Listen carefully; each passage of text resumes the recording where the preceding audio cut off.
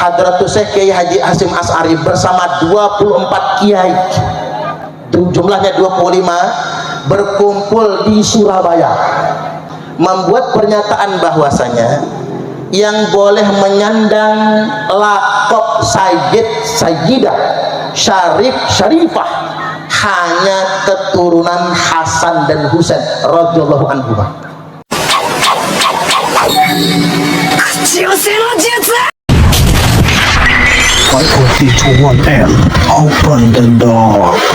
Assalamualaikum warahmatullahi wabarakatuh. Balik lagi di Kena Kali Channel. Nah, ini ada potongan video dari Ustadz Suparman Abdul Karim. Nah, sebenarnya video ini panjang, tapi aku ambil poinnya aja yang sesuai dengan judul atau deskripsi dari video beliau. Nah, jadi itu tentang Kiai Hasyim Asy'ari yang menolak Ba'alawi menggunakan gelar Syahid atau Syarif. Oke lah, nggak usah banyak cincong, ini dia videonya. Media online saya lihat Bapak Ibu, media digital dikatakan bahwasanya Mbah Hasyim Asy'ari menetapkan habaib sebagai keturunan Nabi. Bohong Bapak. Itu fitnah, itu penipuan. Saya ingin tegaskan kepada segenap warga Nahdliyin, Romo Hadratus Syekh Kiai Haji Hasyim Asy'ari tidak pernah mengisbat Ba'alawi sebagai cucu Nabi, enggak pernah. Jadi kalau ada yang menyandarkan itu kepada beliau, maka itu berdusta atas nama Romo Hadratus Syekh Kiai Haji Hasyim Asy'ari.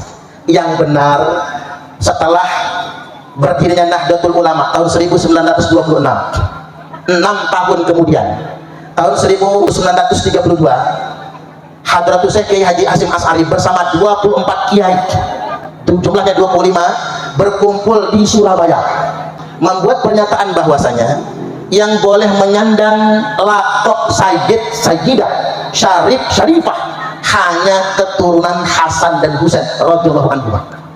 Itu dituangkan dalam sebuah catatan petisi, Pak, diajukan kepada pemerintah VOC waktu itu karena Indonesia belum merdeka. Apa sebab? Karena Robitoh Alawiyah minta kepada Belanda agar habib-habib di Indonesia ini ditetapkan gelarnya Sayyid semua sebagai keturunan Nabi. Mintanya ke Belanda. Maka Hadratus Syekh Kiai Haji Hasyim Asy'ari tidak terima.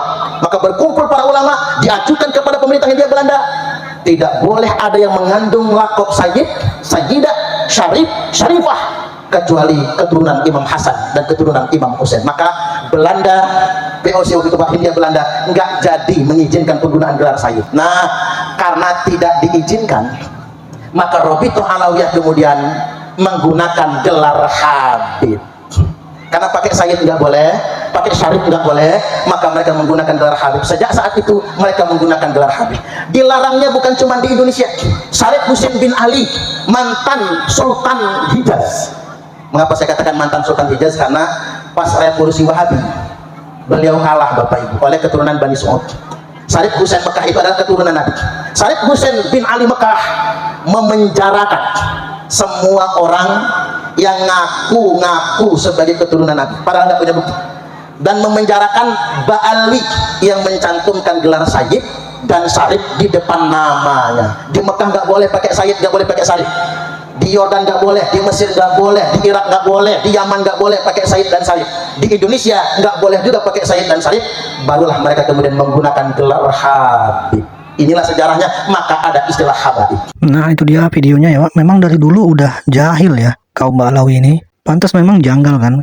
Harusnya cucu Nabi itu gelarnya Syarif, Syahid, Syarifah, Syahidah. Nah, ini ada gelar yang berbeda sendiri, Habib. Selain gelar, kelakuannya juga janggal ya. Dari dulu, dari aku kecil itu dengari ceramah-ceramah Jainuddin MZ ya, sampai sekarang dengari ceramah nggak pernah ada ulama, ustadz, kiai itu yang kotornya minta ampun, nauzubillah, mulutnya nggak pernah ada. Betul, nggak pernah ada yang namanya ustadz, kiai, ulama itu yang maki-maki kayak sampah mulutnya, betul-betul kayak bahar, kayak rijik.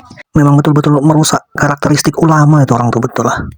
Yang kita tahu kan selama ini dari dulu ya sampai sekarang nggak ada kan ustadz, kiai. Nggak sukanya itu sama kelompok lain, mungkin itu paling saling sindir itu kan, sindir manja lah ya. Ini enggak ya kan, anjing, babi, apapun keluar dari mulut sampahnya itu, astaga, entahlah. Nah, yang herankan itu ada pula ulama yang ilmunya mumpuni itu malah memuji kalau beliau itu berani, tegas, Tai kucing lah, tai kucing. Nah, pengikutnya juga banyak pula itu. Ya makin terpesona lah pengikut-pengikut ini ya. Karena ada ulama yang mumpuni itu memuji. Kalau ini ulama yang tegas, ulama yang berani. Kayak mana? Awak ini ingat-ingat dulu ya. Dari dulu kan kita tahu kan memang kayak gitu karakter mereka ya. Jadi awak dulu ini ya kayak gitu juga menurut awak kan, kalau ngomong anjing babi segala macam keluar. Tapi itu dulu waktu nggak tahu agama ya, memang udah lahir sebagai Islam tapi ya nggak pernah sholat sebagainya, jadi pingin berubah belajar gitu kan, kayak nonton YouTube dulu. Ketengok awak pula ini kan, si Habib ini kayak mana lah. Awak apa yang awak ambil dari orang ini kan? Awak mau berubah bagus ya supaya mulut awak juga jadi bagus gitu kan. Wah, masa awak mau berubah, yang awak tonton kayak gini ya, tambah parah awak. Parah betul ya. Mudah-mudahan kawan-kawan awak yang mau berubah juga, saudara-saudara yang mau berubah, misalnya hijrah gitu kan, bolehlah cari referensi lain ya. Nah, itu aja sih saran awak ya untuk saudara-saudaraku. Nah, kita balik lagi ke topik ya. Nah, jadi itu ya Wak ya. Jadi makin kesini kan makin banyak ditemukan fakta-fakta dan bukti-bukti yang menunjukkan kalau klan Ba'alawi ini bukan siapa-siapa dan bukan apa-apa juga ya. Jadi nggak perlu gulu. Kalau bahasa ustadznya itu gulu ya, berlebih-lebihan itu ya. Jadi hitung-hitunganku simpel aja sih ya. Kita nggak percaya mereka Juriyah Rasul kan nggak berdosa juga kan. Kita nggak percaya kuropat-kuropat mereka nggak berdosa juga kan. Kita nggak cium tangan mereka, cium kaki mereka juga nggak dosa kan. Yang penting kan kita nggak benci mereka, kan itu aja. Kayak kata-kata yang lagi rame lah, lebih baik salah mencintai daripada salah membenci kan nggak ada yang benci juga ya. Kalau aku pribadi kan ngapain juga benci kan gitu.